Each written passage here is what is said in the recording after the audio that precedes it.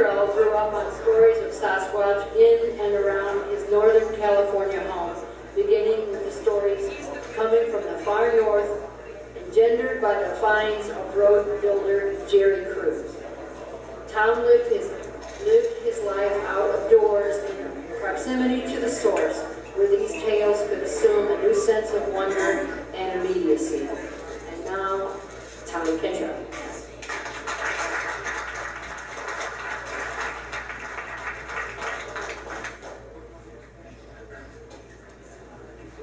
Gee, this seems familiar. Today we're going to do something that I think needs to be done in this field.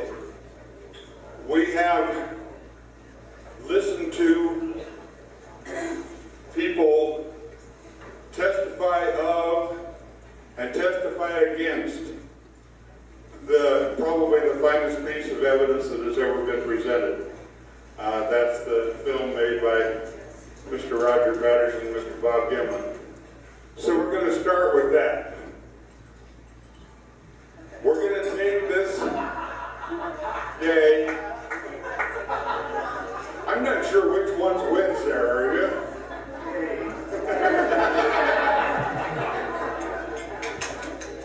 The one in the center.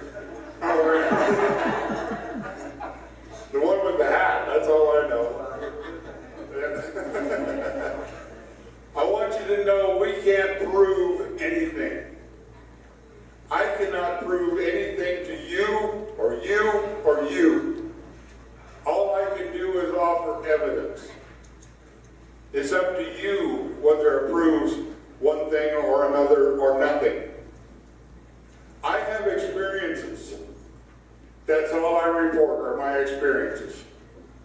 Okay? I can report my observations and usually my conclusions. That doesn't mean they're correct. They're just my conclusions. I refer that as to that as the first book of Thom. Okay? And you've got Genesis, and then you've got, Deuteronomy, and there's a book of Thom in there somewhere. Okay?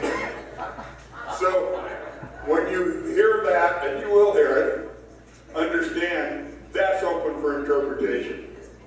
Okay? Remember this, when I go to the grocery store, I don't buy everything in the store. I buy and take home what I need. I leave the rest of it. That's what this should do too. We all have differing views. We all have different history. Some of us have lived in and near and with these beings for our lifetime. Some of us are fairly new. Some of us learn and observe from the outside. And that's all well and good. Everything is needed. All aspects are needed. The point is, we have to learn to coexist. We have to learn to share. That said, back to the first book of Thom, I don't care if science ever knows these things exist.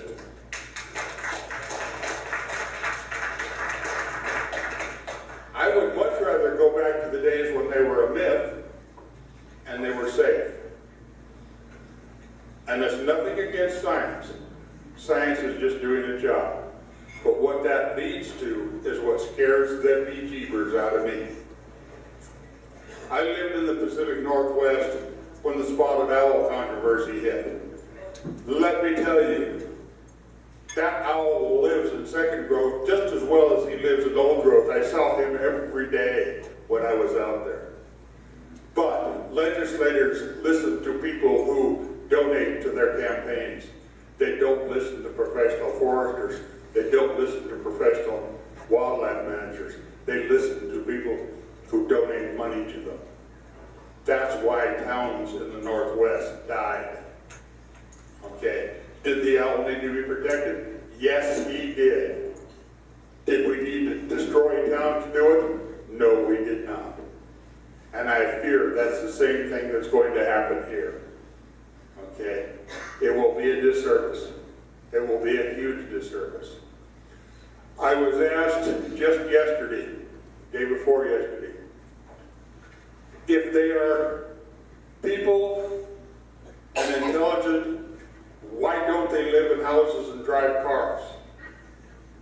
Okay.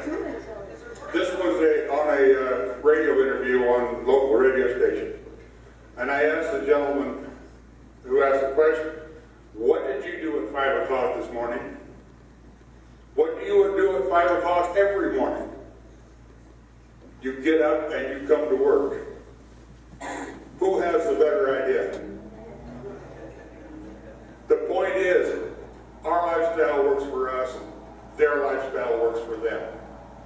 That said, how many intelligent human beings have never seen a house and never seen a car that live in this world? The Amazon jungle is full of them. Africa is full of them. Okay? 100 years ago, 150 years ago, where we stand now was full of them. Very intelligent people, but didn't live in houses and didn't drive cars. Okay? So, they are what they are. When you are being confronted by a skeptic, ask for their sources. I don't believe this thing exists. Why not? How do you know they don't exist? Who told you they don't exist? Well, everybody knows. Excuse me. Okay? We've got 15 people on this stage this weekend that will tell you that the possibility they exist ranges from probably to absolutely.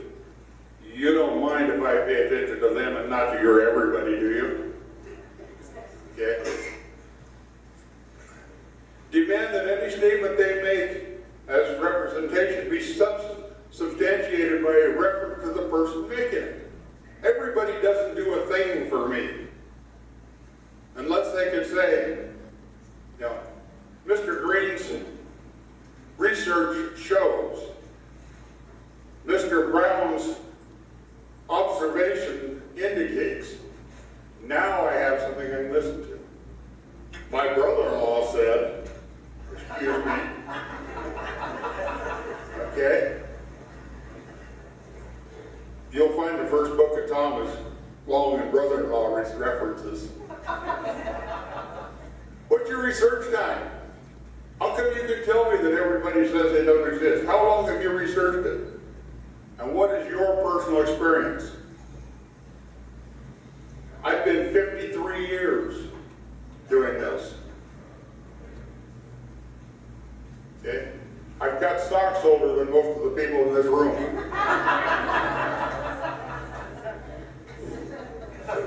And some of them have been cleaned now, I know. That's that gremlin down there.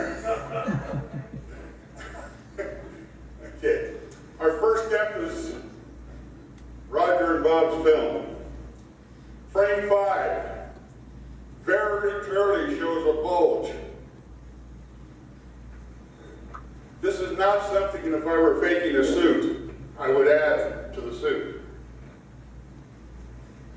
Dr. Andrew Nelson of the Center for Motion Analysis and Biomedics stated, hey, did you hear a reference there?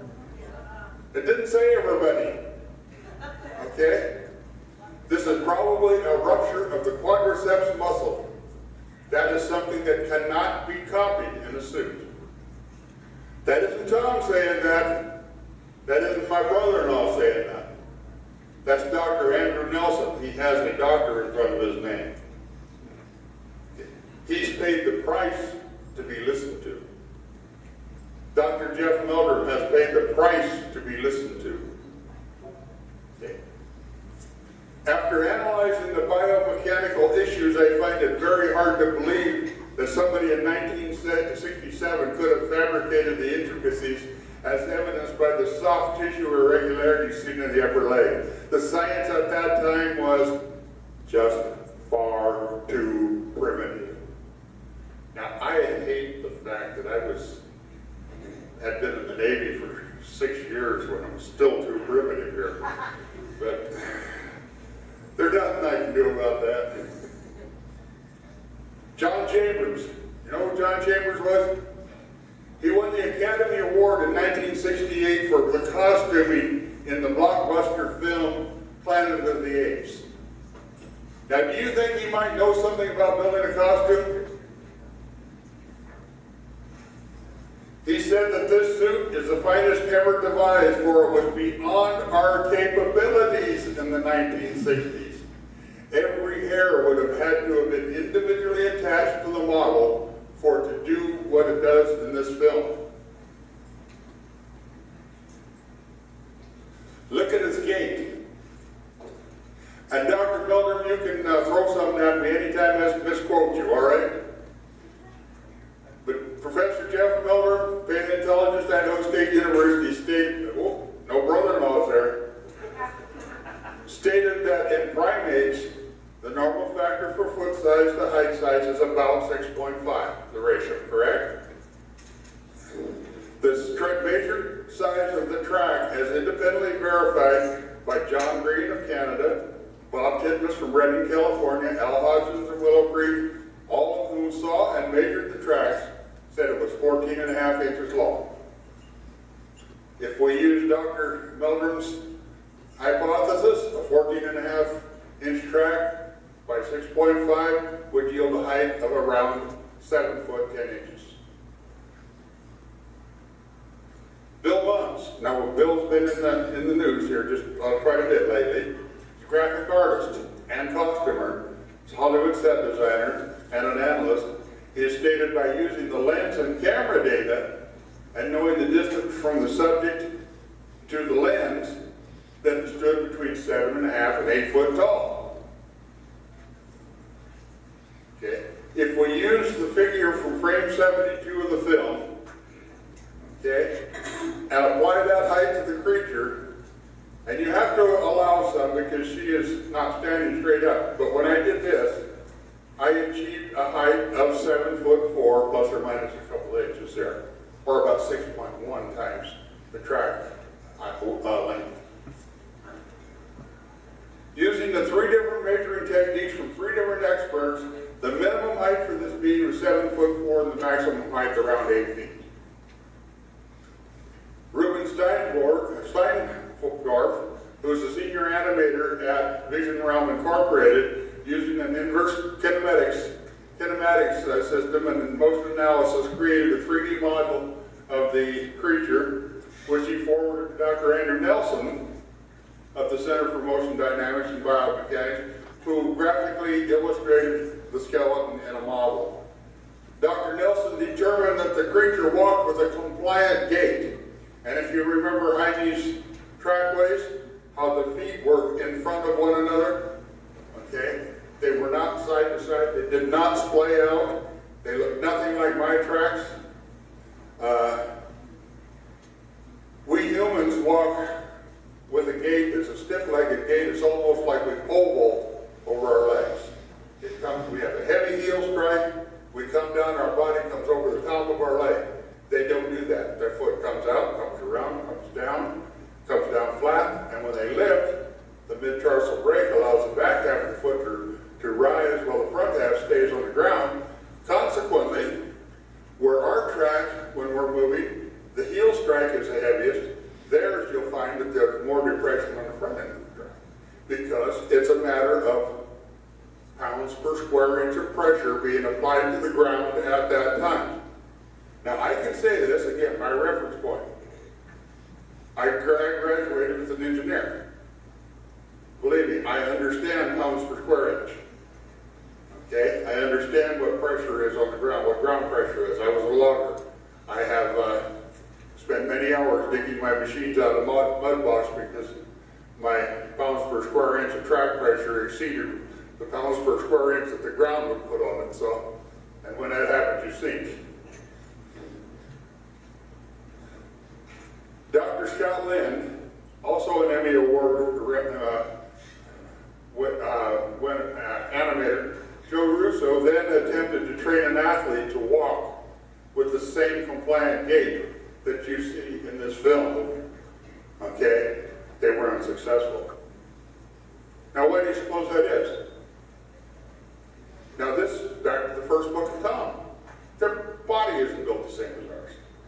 Heine alluded to that with different hip placement. Okay? These professional men concluded it was impossible for a human to exactly duplicate the walking motion of the creature in the Patterson-Gimlin film. Peter Brook is a costume designer for the Jim Henson Creature Shop. John Chambers, whom we mentioned, Academy Award winner for Planet of the Apes, whose efforts took 4 professional designers 3 months to create, performed an analysis of the creature in that film. They concluded that there were 3 notable features in the film. Arm length, the firm musculature underneath the hair, and that the hair adheres to the body beneath it. Peter Brooks stated such costumes did not exist in the 1960s. The fur adheres to the form and contours of the body. Today we make such suits of 4-way stretch fur fabric, but that did not exist until the 1980s. The era of that film did not have fur that could be form-fitted. And I just want to note the illustration here, that's one of Alex Evans' creations. That's from an eyewitness.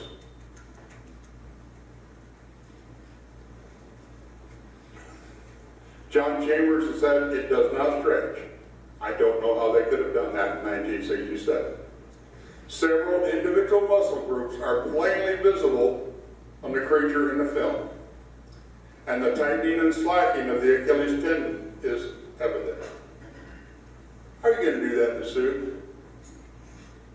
Does anybody have any idea? I don't either.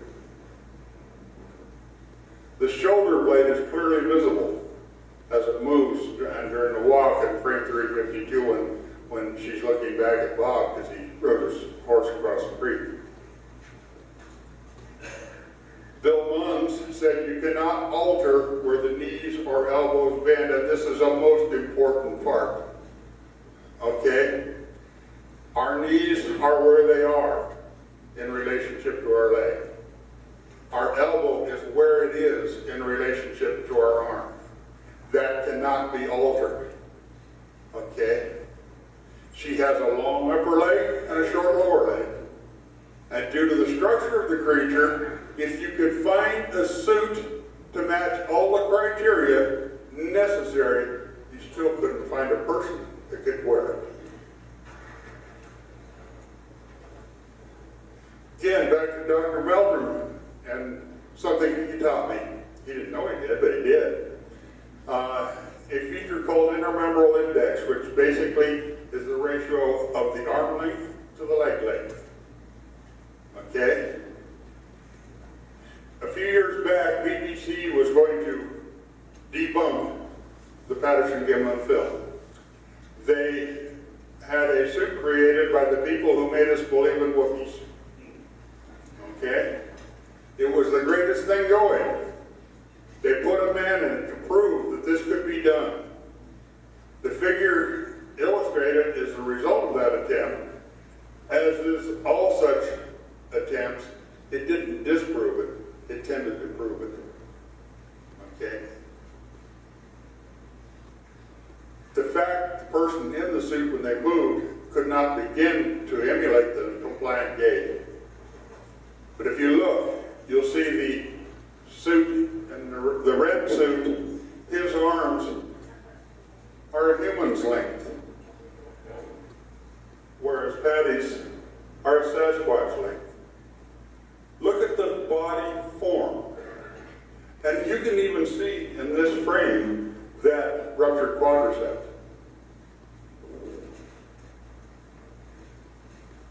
And that was used with permission from BFRO. The intermembral index, that ratio that I talked about, in a human is 72. In a chimpanzee, it's 108. And the gorilla, it's like 122. In Sasquatch, it's 84. This is not something that can be changed. If we go back to frame 72 again, and I love this frame because it shows so much, The arm length and the leg length are readily apparent. You can easily measure it. And when I did it, according to the calculations, my IM that I came up with was 84, which placed it directly in the range of Sasquatch. Pardon me, yeah. Mine, when I measured mine, is 72.4. If I were to have change my arm length to match hers, then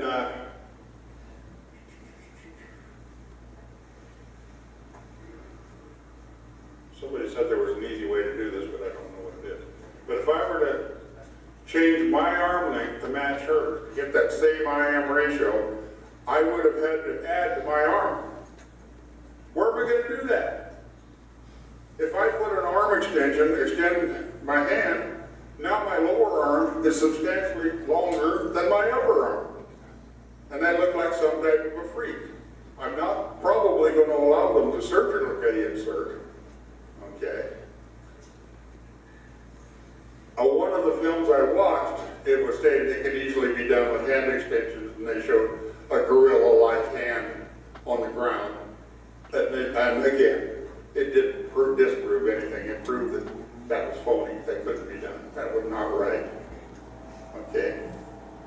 I would have had to add 4 inches to my arm in order to make it give me the same intermembral index as Patty has. If you look a little silly. Okay. Next thing is, know your players. We're going back to the brother-in-law again. Okay? I know Mr. Gimlin. I've had lunch with him. I know Dr. Meldrum. We've talked quite often. Arla's my mentor. So I know when Bob tells me something that's coming from his heart.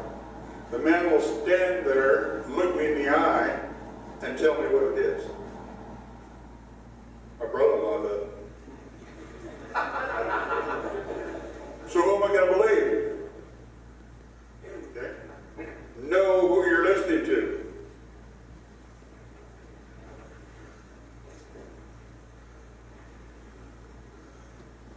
Okay. Conclusions. Analysis of the herniated quadriceps muscle by Dr. Andrew Nelson and John Chambers leads them to conclude that the creature in the film is not a fake or a hoax. Analysis of the size and compliant gait of the being in the film by Professor Meldrum, Dr. Scott Lynn, Bill Munns, Ruben Steindorf, Joe Russo lead them to conclude that the being in the film is of a height between 7 and 8 foot tall that walks with a gait that cannot be exactly duplicated even by an athlete. Analysis of the costume itself by Peter Brook, Bill Munns, John Chambers, all very well known in the costuming world, and all our award winners conclude that the materials needed to produce an effective costume of the type that would be necessary for that film were not available in the 1960s. And even if they had been, no human being could physically been able to fill it and perform in it. Applying Dr. Meldrum's intermembral index to the figure in the film reveals an IM of 84, not the 72 found in humans, nor the 108 found in chimpanzees. 84 is the intermembral index of Sasquatch. And I just love Robert's cartoon. I had to include that. And then they picked up my poop and put it in the bag. Oh, stop, you're killing me.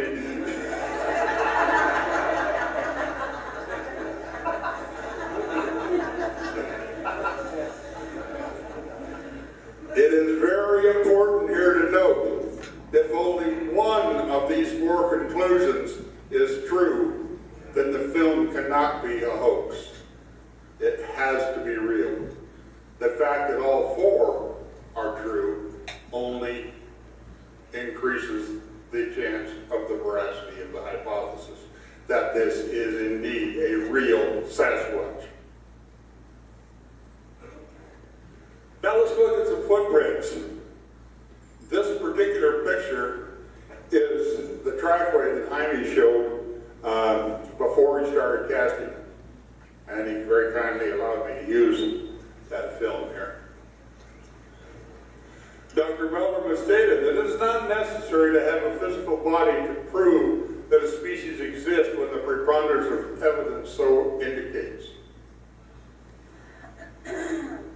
That negates the body on the lab table. That's in my mind. Dr. Meldrum has in his possession the largest catalog of track casts from large bipedal primates made all across North America. Your library is what, well over 200 now, did you say? Yeah, well over 200 castings. And Jaime's rapidly catching you, I think. The most important feature found on the best of these castings are dermal ridges. These are the fingerprints, the lines in the skin that make each track individual and distinct. Ridges, and this is from research by Jimmy Chilcutt, ridges on humans are horizontal to the long axis of the foot. Ridges on apes are diagonal to the long axis of the foot, and ridges on Sasquatch are vertical to the long axis of the foot. And an important aspect of examining any trackway in the wild is to note that there are changes in the shape and position of individual toes, etc., from track to track. I watched a report by a Dr. Bagan who examined casts from Patty, and he said, you know, these are supposed to be casts of different, they're casts from different feet, but that, you know, but none of them are the same. If this was all the same animal, they'd all look the same. Excuse me, if they were all the same, I wouldn't believe them. Look at the picture over there. That's the trackway he's talking about. Any chances of that being real? Yeah, two, slim and none. But when you have variations in the way the toes are, Toby, talking about the London trackway. Some of the tracks showed all 5 toes, others showed 1 toe raised.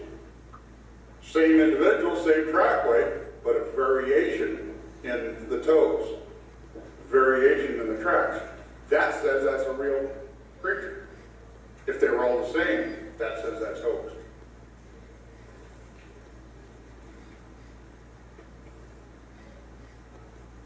Jimmy Chilcutt is a forensic print examiner, and he stated that my testimony puts me in people in jail, so it is important that I be complete and accurate in my examinations. If he were my prints he was looking at, I would insist on that, okay? Mr. Chilcutt has done prints of all the great apes and has verified the facts stated above as to the orientation of the ridges. Dr. Henry Fehrenbach of the Oregon Regional Primate Research Center hypothesized that any population of tracks should have a natural disposition of sizes and widths, and areas covered as would any animal species, including the human animal. We don't all have the same size feet. We don't all have the same shaped feet. And using the data he garnered from Dr. Meldrum's library, among other places, other sources, he created a histogram of the data accumulated and graphed it. And as you can see, all of his graphs are a bell-shaped curve, which is random distribution.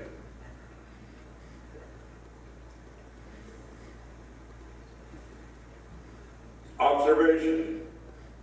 After closely examining these five trackways, I find one thing in common with all of them. There are no marks anywhere near them. This one in the snow had a step length was about 52 inches, as I remember, pardon my old people's memory. But it was over 100-inch pace. In other words, left foot, left foot. And notice there are no tracks on the for a second and let somebody tell me how you're going to make a trackway in the snow and fake it and have prints that are over 4 feet apart with no tracks, no marks on the side. There you go. That's my point. Okay? I don't know of any way to do it. Okay? Now, there's a lot of things I don't know. Okay? I don't know why we park on driveways and drive on parkways. But I think I can figure this out. How would you create stilts? No. You're not going to. No. I'd create a footprint that's a footprint on a stilt.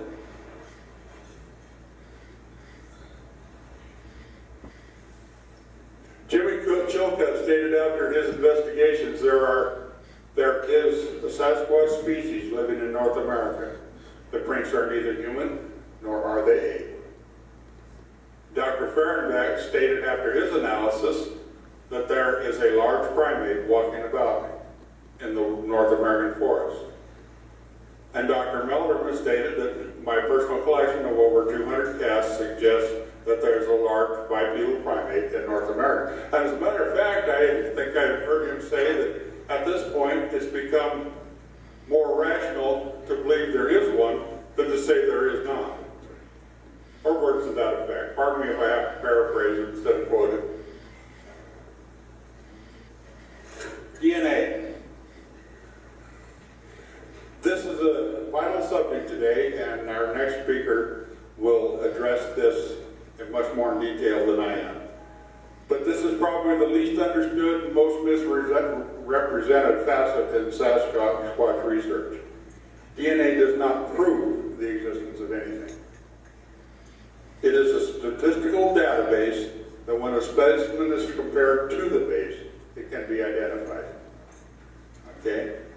DNA found from an unknown, heretofore unidentified primate species will simply come back as unknown primate. It is amazing to me that people that 6 months ago could not spell DNA are now self-considered experts on it. They don't know the difference between nuclear DNA and mitochondrial DNA.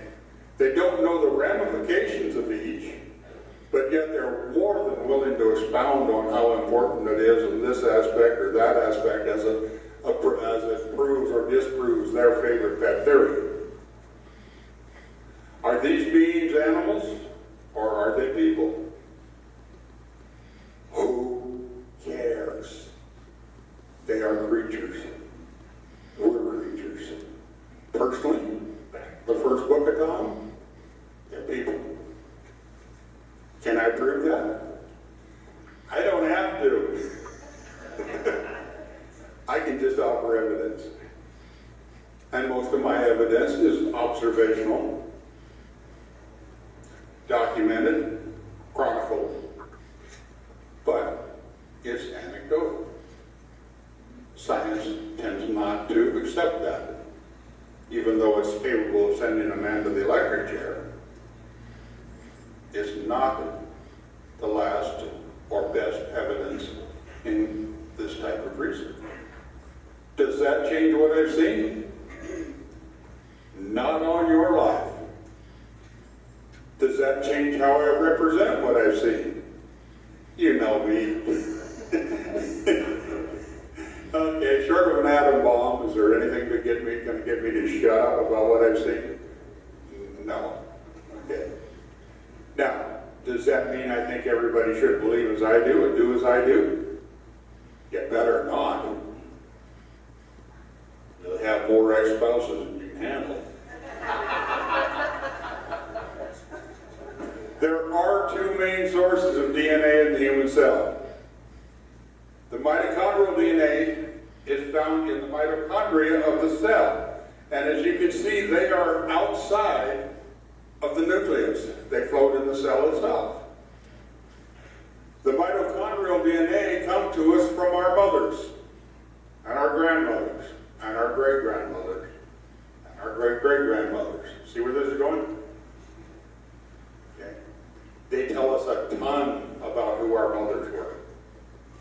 they tell us virtually nothing about who our fathers were. Okay? Most DNA recovered will be mitochondrial DNA because it lasts longest, number one. It's the easiest to recover, number two. Okay? And easier to extract. Now you get into the nuclear DNA, that's found only in the nucleus. And that is created when the male gamete mates with the female egg. And each of them have one set of chromosomes and they create a pair, and that's the new B. Okay, that's the new DNA. So it has the markers, the material from both the male and the female, the mother and the father. It's used quite extensively in proving paternity, or disproving paternity as the case may be. I happen to know a young lady in town who insisted this fellow was a father. He thought he was a father. The grandparents thought he was a father, and turned out he wasn't. So, you know, it can disprove as well as it can prove.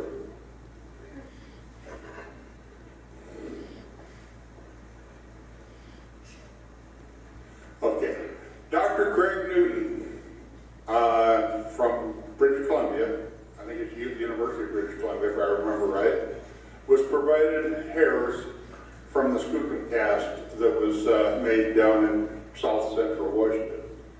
Now hair is a terrible source of DNA unless you have the follicles with it. To extract hair out of the shaft of the DNA, I understand is very, very difficult. But Dr. Newton worked very diligently. He extracted DNA and then he discarded it because it was so human that he thought his sample had to have been contaminated.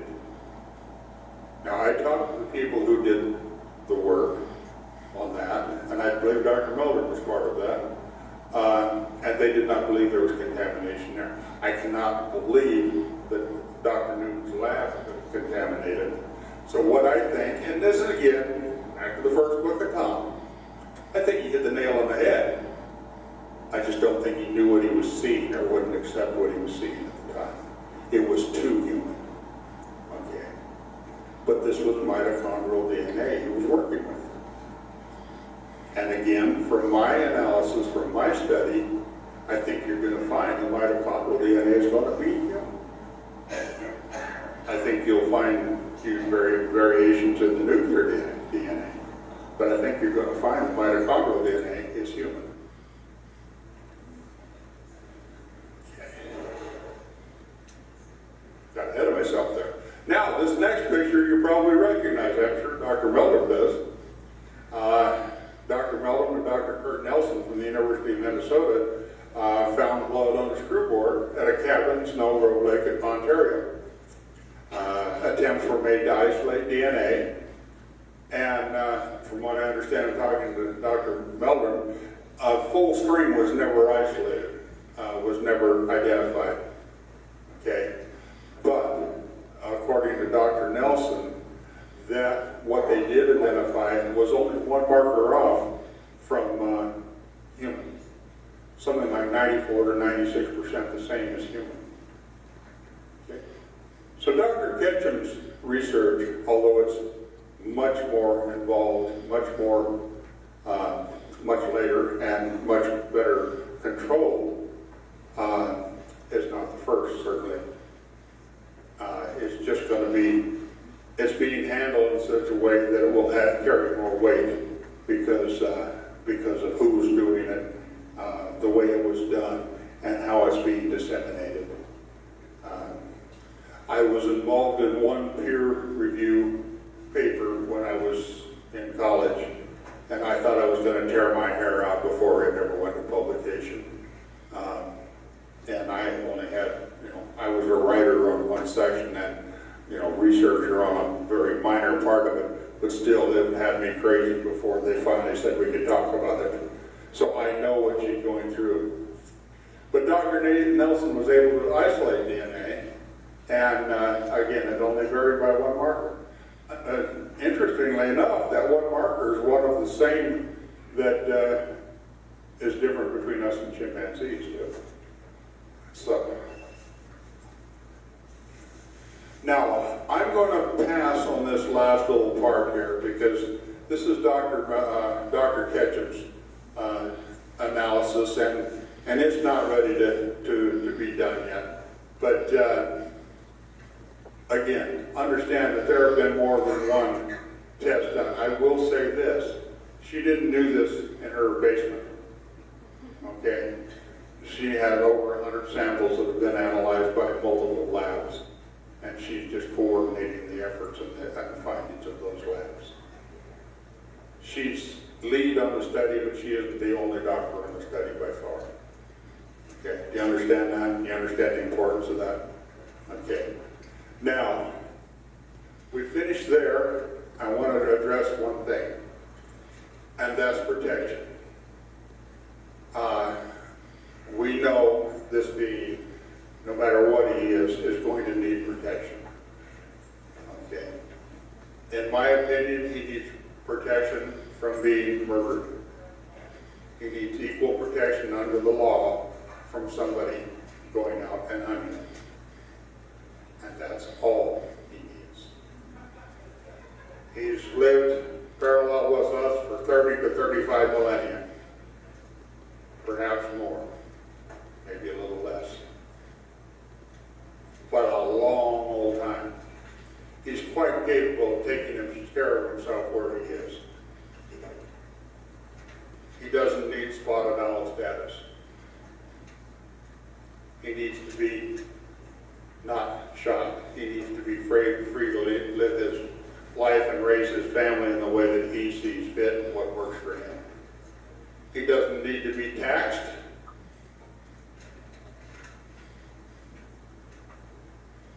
And he doesn't need politicians.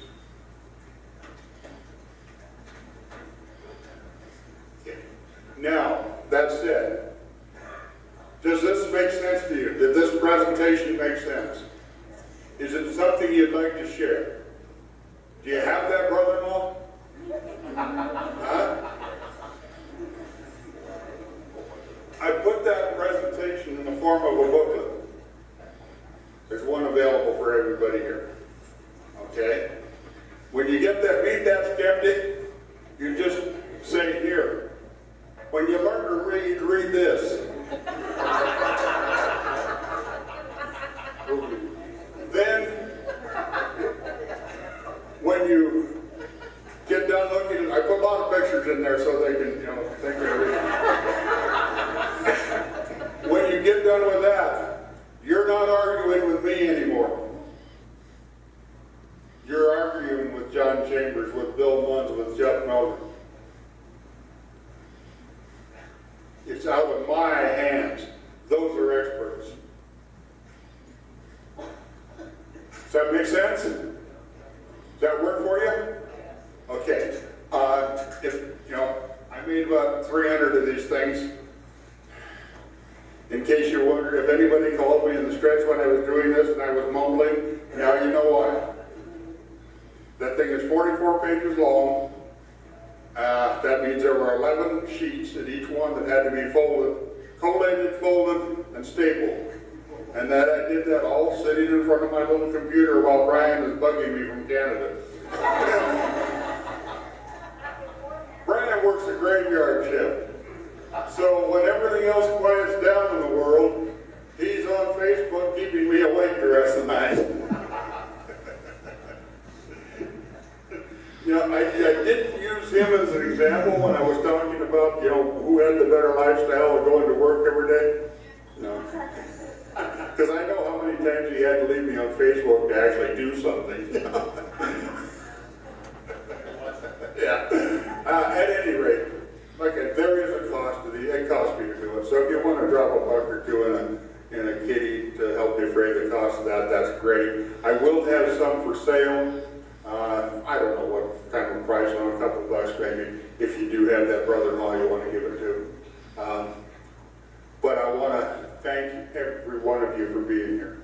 I hope you understand This is the greatest group of people in Sasquatch research in the world, right in this room. There are none better.